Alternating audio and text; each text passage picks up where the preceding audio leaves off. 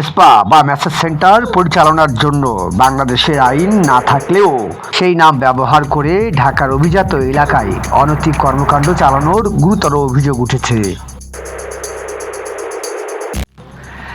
স্থানীয়দের দাবি, উঠতি বয়সী তরুণীদেরকে ব্যবহার করে এইসব সংঘবদ্ধ চক্র দীর্ঘদিন ধরে এই কর্মকাণ্ড চালিয়ে আসছে,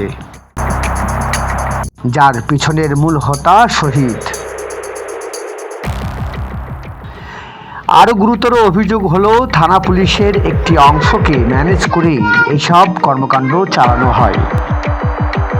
আইন শৃঙ্খলা সদস্যের কাছে জানতে চাইলে এসব বিষয় অস্বীকার করেন এবং তিনি বলেন, লিখিত অভিযোগ পেলেই তদন্ত করে ব্যবস্থা নেওয়া হবে।